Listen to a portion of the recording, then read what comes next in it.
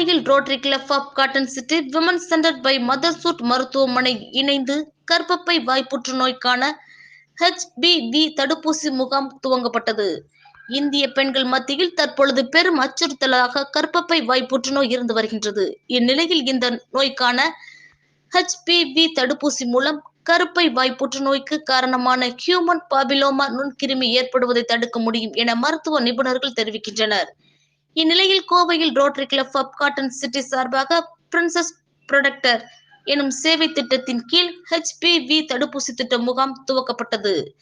Saibaba Colony Women's Centre by Motherhood மருத்துவமனையுடன் இணைந்து நடைபெற்ற இதற்கான துவக்க விழா Rotary Club of Cotton City செயலாளர் நீதிகா பிரபு ஒருங்கிணைப்பில் நடைபெற்றது. இதில் சிறப்பு விருந்தினராக மூத்த வழக்கறிஞர் எதிர்கால கவர்னர் சுந்தர வடிவேலு கலந்து கொண்டு முகாமை துவக்கி வைத்தார். இந்நிகழ்ச்சியில் கௌரவ அழைப்பாளர்களாக ரோட்டரி 3201 மாவட்ட இயக்குனர் Gokulraj, Rotary Club of Cotton சிட்டியின் தலைவர் கிருஷ்ணா சாமந்த், ப்ராஜெக்ட் தலைவர் Sandeep Shah, Women's Centre by மதர்சூட் மருத்துவமனை இயக்குனர் மருத்துவர் மிருதுபாஷினி கோவிந்தராஜ் ஆகியோர் கலந்து கொண்டனர்.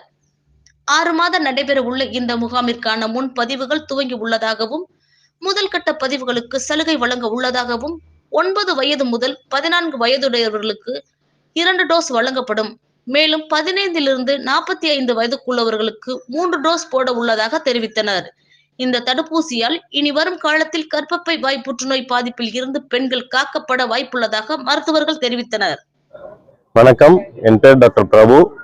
நாங்கள் Rotary Club of Coimbatore Cotton சிட்டியோட உறுப்பினர்.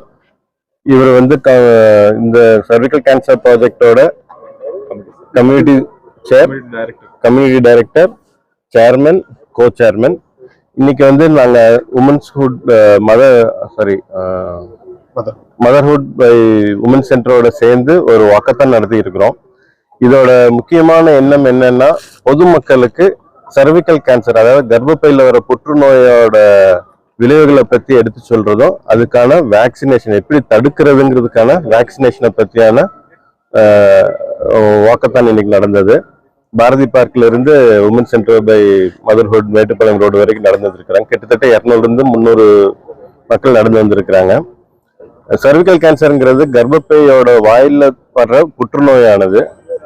நார்மலா பெண்களுக்கு வர்ற புற்றுநோயில இது 3 மற்றும் 4 தடவை ஜாஸ்தியா வர்றதுக்கான வாய்ப்புகள் அதிகம். எப்பவுமே புற்றுநோய் விளைவுகள் ஜாஸ்தியானதுக்கு அப்புறம் தான் தெரிய வர்றது, முன்னாடியே கண்டுபிடிக்கிறதுங்கிறது கஷ்டம்.